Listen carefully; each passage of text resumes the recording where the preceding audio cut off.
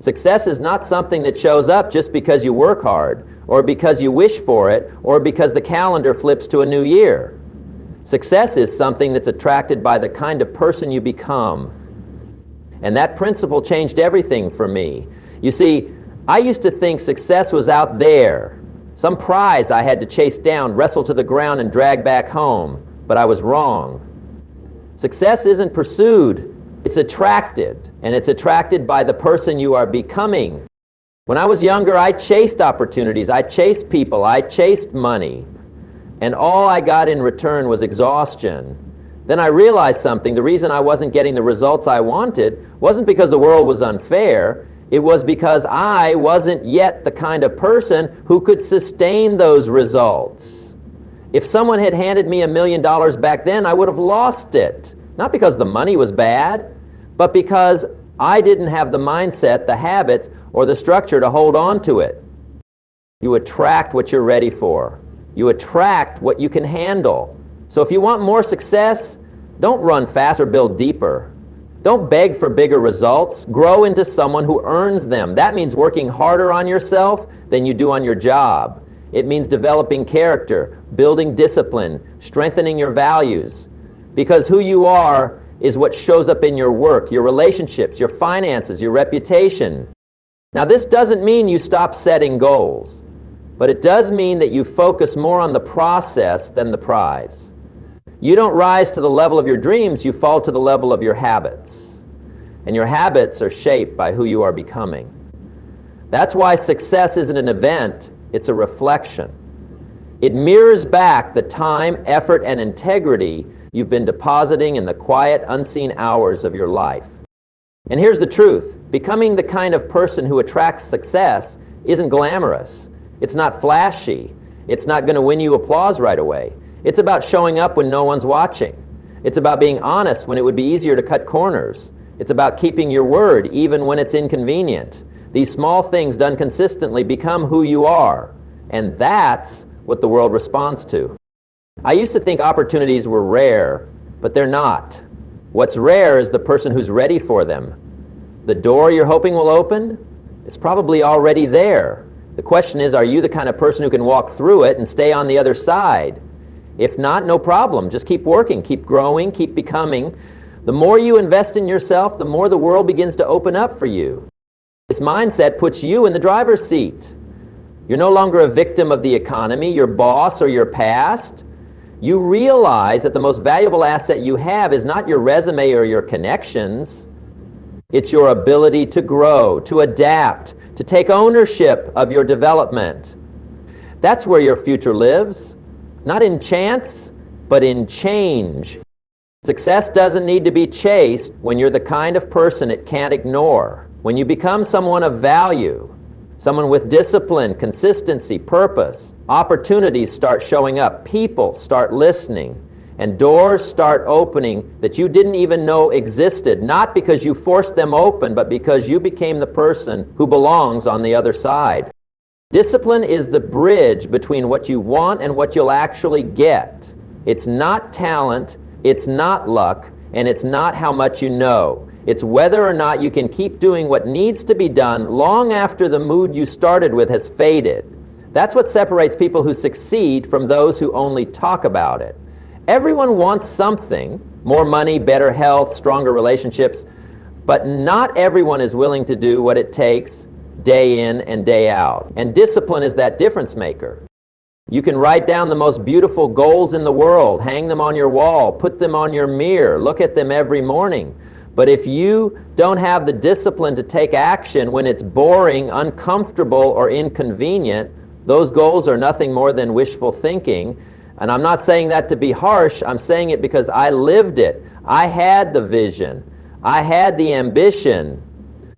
But for too long, I lacked the daily habits that would make the vision real. Discipline means you do what needs to be done even when no one's watching. It means you show up even when no one claps. It's waking up early when you'd rather sleep in. It's putting in the reps at the gym when your body says no. It's making the sales calls, reading the books, tracking your finances, not just once, but every day. Success is not the result of one massive action. It's the accumulation of small, consistent, disciplined steps over time. One of the things I've learned is that discipline gives you freedom. At first, it feels like restriction. You set a budget, you follow a routine, you say no to certain things. But in time, that structure gives you options. You're not scrambling to catch up. You're not living paycheck to paycheck. You're not falling apart under pressure. Why? Because you've built the muscle of discipline, and that muscle makes everything else in life easier. The discipline is also the best friend of your future self. Most people make decisions based on what feels good in the moment. They eat the cake, skip the workout, waste the time, spend the money, and later they pay the price. But disciplined people make decisions that serve their future. They delay gratification. They think in years, not hours. They do what's hard now so life can be easier later. Because either way, you'll experience pain, the pain of discipline or the pain of regret. And only one of those has a reward on the other side. The good news? Discipline is not something you're born with. It's something you build. You start with small wins. Make your bed, keep your word, show up on time, stick to your commitments. Every time you follow through, you build trust with yourself. And the more you trust yourself, the more confidence you have to pursue bigger goals. You stop doubting whether you can handle the pressure because you've already proven to yourself that you can. And here's the real reward. Discipline creates identity. It becomes who you are. You're no longer someone who tries to be consistent. You are consistent. You don't just hope for success, you expect it. Because you've built your life on a foundation of action, not emotion. You become someone who keeps promises, follows through, and finishes what you start. So when people ask how to get what they want, I tell them it's not about wanting more, it's about doing more. And doing more consistently. That's where the magic is. Not in the big moment, but in the daily choice to be disciplined even when it's not easy, because that's the real bridge to success. You don't get paid for the hour, you get paid for the value you bring to the hour. That one realization turned my whole perspective upside down. For years, I was selling my time. I thought if I just worked more hours, I'd make more money. But that equation has a ceiling. Time is limited. What's not limited is your ability to increase your value. The marketplace doesn't reward effort, it rewards results. And results come from skill, creativity, service, and impact. Those are the things that determine what your hour is worth. Think about two people in the same profession. One earns $20, 0 cents an hour, and another earns $200, 0 cents. Are they working 10 times harder? Not likely. They're bringing more value. Maybe they've mastered a specialized skill. Maybe they solve problems faster. Maybe they've built a reputation that commands respect and trust. Whatever the case, they've separated themselves from the average by increasing their personal value. And the danger is in thinking that being busy is the same as being productive. It's not. You can be busy all day and still not move the needle forward. Value is not about motion, it's about meaning. It's about how much your actions contribute to solving a problem, improving a system, or helping someone reach a result. That's what people pay for. That's what earns trust. That's what earns doors. You've got to ask yourself, what am I becoming? Because your income rarely exceeds your level of personal development. If you want to make more, you have to become more. And that means investing in yourself, your mindset, your education, your communication, your leadership. These are not expenses, they are assets. They appreciate over time, and the better you get, the less you compete. You don't chase opportunities, opportunities find you. Now, this doesn't mean you have to be the smartest person in the room, but it does mean you need to be valuable to the room. Maybe you're the best listener. Maybe you know how to encourage others. Maybe you're the one who follows through every time. Value comes in many forms, but it always has the same effect. It makes you indispensable. Another key to increasing your value is learning how to multiply it. You might be able to do something well, but can you teach it? Can you write it? Can you scale it into a business or a product or a service? The person who understands leverage adds value not just by effort, but by design. They build systems, they train others, they automate what they can. They take what they know and make it work without them being present every second. That's value at a whole new level. Also, remember that value is not just about money, it's about contribution. Are you making things better? Are you helping people grow? Are you creating something that lasts beyond a task at hand? The most valuable people are those who leave things better than they found them. They don't wait to be told, they look for ways to serve. They don't seek credit, they seek progress. So if you want to raise your income, don't just ask for more money, ask how you can become more valuable. Start by showing up earlier, staying a little later, doing the job no one else wants. Learn the hard skill, practice the soft skill, be the person who's reliable, prepared, and consistent. When you do that, the world begins to respond. People notice, trust builds, opportunities appear. Time is equal for everyone. But value, that's something you build. And the more you build it, the more doors you open that were once closed. Because in the end, it's not the time that makes the difference. It's the value you bring to the time that changes everything. Your standards set the boundaries of your life. They define what you will accept, what you will tolerate, and what you will never settle for. Most people don't fail because they lack opportunity or intelligence. They fail because their standards are too low. They've allowed good enough to become normal, and what becomes normal in your life becomes permanent. If you want real lasting change, you've got to raise the bar, not once, but continually. I used to think that raising my standards was about motivation, that if I could just get fired up enough, inspired enough, I'd naturally live better. But motivation wears off. What sticks is a decision to draw a line in the sand and say, from now on, I don't live like that anymore. That's when everything begins to shift. When your expectations of yourself go up, your performance rises to meet them. Your life right now is a reflection of the standards you've set in the past. The health you have, the income you earn, the people you spend time with, it all traces back to what you've been willing to accept. And here's the truth. You don't get what you want, you get what you tolerate. If you tolerate excuses, you'll live a life full of them. If you tolerate average effort, you'll get average results. But if you make the decision to hold yourself to a higher standard, you start attracting a different kind of life. It's not just about raising standards once and expecting miracles. It's about reinforcing them daily. How you do anything is how you do everything. The little decisions matter. Do you show up on time? Do you follow through? Do you prepare or just wing it? High standards aren't about being perfect. They're about being intentional. It's knowing that the way you carry yourself, the way you handle the small things, sends a signal to the world about who you are. Your standards also affect the people around you. When you raise yours, you force others to raise theirs, or they fall away. That's why growth can be lonely at first. Some people won't understand why you're waking up early, saying no to distractions, eating differently, thinking bigger. And that's okay. You're not raising your standards to impress them. You're doing it to become the person your future demands. The right people will show up in time, and when they do, they'll raise you even higher. Let's not forget, your standards are not just about discipline. They're about vision. What do you see for your life? What's the level of lifestyle, contribution, freedom you want to live with? When the vision is clear, the standard becomes non-negotiable. It's not hard to say no to mediocrity when you've committed to excellence. And excellence doesn't mean you never fail. It means you never stop striving to get better. Sometimes raising your standards means making hard choices, letting go of habits, people, or environments that no longer serve your growth. It's uncomfortable, but growth doesn't come from comfort. It comes from confrontation.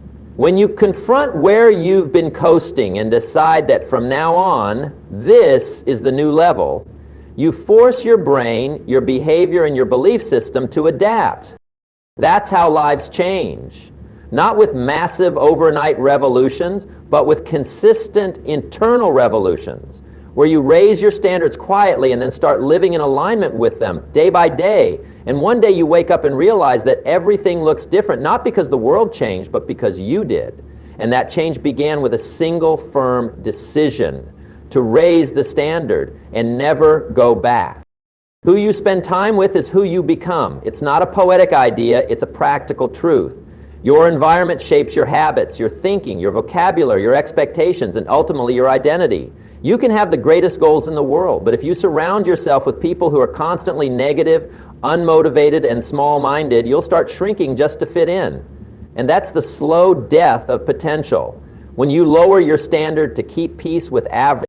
I used to think I could rise above my circle, that I could outgrow people without leaving them behind. But the truth is, growth creates separation. Not because you think you're better, but because you start to demand more from yourself and from life. And when that happens, you start to notice the conversations that don't serve you, the energy that drains you, and the habits that hold you back. You become sensitive to environments that don't align with your future. That sensitivity is a gift. Don't ignore it. There's a reason successful people are careful about their associations. They know how contagious mindset is. If you spend time with people who challenge you, who push boundaries, who are constantly growing, you will find yourself stretching. You'll think bigger, act sharper, and execute more consistently. But if you spend your time with people who complain, make excuses, and talk about the past, don't be surprised when you find yourself doing the same. Environment is more powerful than willpower. That's why you don't just need new goals, you need new surroundings. Now, this doesn't mean you need to cut everyone off. It means you need to become intentional about who gets the most access to your mind and time. Some people are casual relationships. Others are critical. Learn to tell the difference. You can love someone and still limit their influence. You can be kind without letting them steer your future. The people closest to you should reflect your highest standards, not your history. One of the best ways to upgrade your environment is to seek proximity to people who are already where you want to be. That could be in person, through mentorship, or virtually through books, podcasts, courses, or communities. Just being in the mental space of someone who thinks differently can cause a shift. It gives you a new normal. It resets your expectations.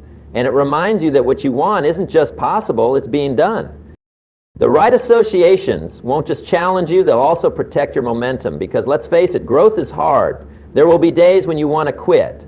And on those days, it's the people around you that either pull you forward or hold you back. If they're growing too, they'll remind you why you started. If they're not, they'll say, see, I told you this wasn't going to work. Choose wisely. And here's something to consider. The value of your network is not just what you can get from it, but who you become within it. Don't just look for people to take from. Be someone who adds value. Encourage, share ideas, serve. When you elevate others, you elevate yourself. And over time, you'll find yourself in a room of leaders because you've become one. Your associations will either build you or break you. They will either reinforce your doubts or reinforce your destiny. You can't afford to be casual about this. Audit your circle, protect your energy. Surround yourself with people who make you better just by being around them, because if your environment is strong, your excuses get weaker, and when your excuses get weak, your results get strong. That's the real power of association. Clarity and intention are what separate those who drift through life from those who drive it forward. Without clarity, you're just reacting, responding to circumstances, chasing distractions, spinning in circles. But with clarity, your actions become aligned, your time becomes focused, your energy becomes powerful. Clarity is knowing what you want, why you want it, and what it's going to take to get there. Intention is showing up every day with those answers in your back pocket and living like they matter. I've met so many people who are busy, very busy, but they're not going anywhere. They're exhausted, overwhelmed, and frustrated because their activity isn't attached to purpose. And that's a dangerous place to live. Movement without meaning is motion sickness.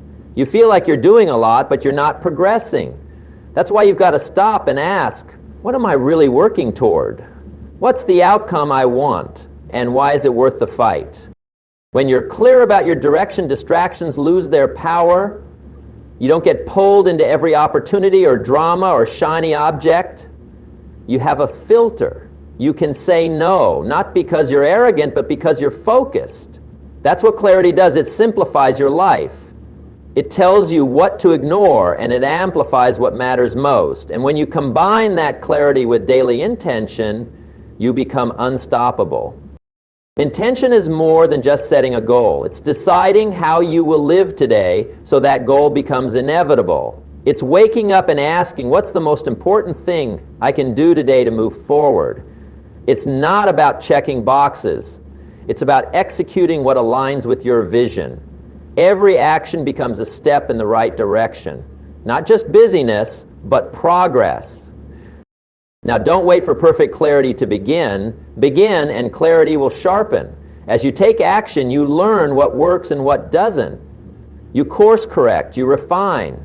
But you've got to move with intention, otherwise you become a spectator in your own life, waiting for something to happen instead of making it happen. That's not how wealth is built. That's not how legacies are made. That's how dreams die quietly. Intentional living also means being honest about your time and your habits. Are you doing what you said you would do? Are your priorities reflected in your schedule or just in your head? Intention isn't a theory. It's practical. It shows up in how you spend your mornings, how you treat people, how you handle setbacks. When you live intentionally, you don't need everything to go right. You just need to go right with what you have. Clarity and intention go hand in hand. Clarity without intention is just daydreaming. Intention without clarity is just hustling in circles. But when the two connect, that's when your days start to compound. That's when your work begins to produce more than effort. It produces results. And results over time are what create freedom. Not the kind of freedom that's temporary, but the kind that comes from knowing your life is being built on purpose. And don't forget, this isn't just about money or success. It's about peace. When you know why you're doing what you're doing, you don't need the approval of others. You don't waste energy on comparison. You stop measuring your worth by someone else's highlight reel. You're living by design, not by default. And that makes all the difference, because in the end, the person who wins is the one who knows where they're going and shows up every day with the resolve to get there. If you want to build a life that truly works, you've got to stop waiting for the perfect moment and start creating the right mindset, the right habits, and the right environment. Success isn't a mystery. It's a system. It's a series of daily decisions made with clarity, acted on with discipline, fueled by intention and shaped by the people you surround yourself with. Don't let another year slip by hoping things will change. Decide, act, adjust, grow, because when you train your mind, raise your standards, and take consistent action with purpose, you don't just change your circumstances, you change your future.